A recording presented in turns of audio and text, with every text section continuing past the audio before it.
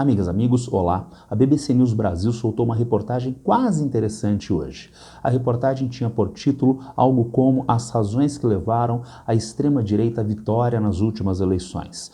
Bom, foi olhar, quais seriam as razões. Uma razão seria o controle da imigração. Uma segunda razão seria a guerra cultural contra o islamismo. E uma terceira razão, talvez menos importante, seriam as promessas à classe trabalhadora. Porque a classe trabalhadora nem está precisando de coisa alguma lá na França na atualidade. Está precisando sim. A questão econômica é a principal. É através da questão econômica que é possível a extrema-direita fazer o seu discurso contra os imigrantes, contra os muçulmanos e assim sucessivamente. A BBC News Brasil deveria ler isso antes da reportagem. A austeridade, a história de uma ideia perigosa de Mark Blight. E o que diz este autor? Que lá no começo do século XX existia, em contexto hegemônico liberal, a ideia de padrão ouro que limita a quantidade de moeda que o governo pode emitir, que limita, portanto, os gastos do governo como um recurso de controle inflacionário. Parece bem bonitinho controlar a inflação que prejudica a todos.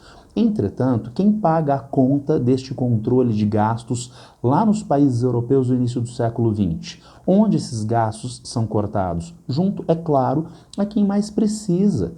São os investimentos sociais que são cortados, são os benefícios sociais que são cortados, gerando então um ônus muito maior para as classes trabalhadoras. Trata-se, portanto, do conflito distributivo. E a mesma coisa está dada para os países europeus na atualidade. O nosso querido derrotado Macron é o autor da reforma previdenciária que foi aprovada a toque de caixa nos últimos anos lá na França. E, portanto, quem paga a conta, novamente a ideia de pagar a conta, a classe trabalhadora, no caso, os aposentados franceses.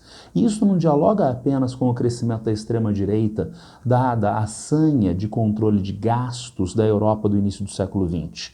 O que está acontecendo na Europa hoje dialoga também com o Brasil da atualidade. Porque a gente tem agora os comentaristas de Globo News, de Folha de São Paulo, de Estado de São Paulo, na sua cruzada contra o governo federal e os seus gastos públicos. Então a ideia é que o governo tem que cortar gastos. Mas quais gastos que esses meios de imprensa gostariam que o governo cortasse? E o presidente Lula está dizendo que não vai cortar. Ele não vai cortar os mínimos constitucionais em saúde e educação, que estes setores de imprensa gostariam que ele cortasse. Ele não vai cortar a vinculação do BPC e da aposentadoria ao crescimento do salário mínimo. Esses setores gostariam que fosse cortado. E o que significa isso? Hoje nós temos uma exigência constitucional de gastos mínimos que são exigidos, direcionados para a saúde e direcionados para a educação.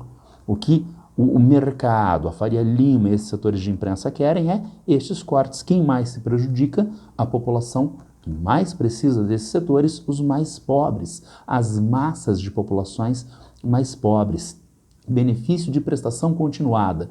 Quem recebe benefício de prestação continuada é, por exemplo, pessoas acima de 65 anos de idade que não têm aposentadoria, que não têm familiares e que vivem em condição de pobreza.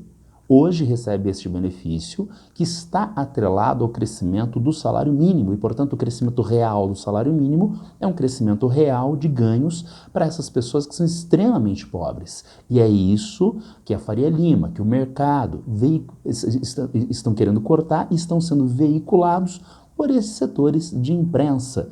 Por isso é sim, como Mark Blight disse, uma ideia muito perigosa.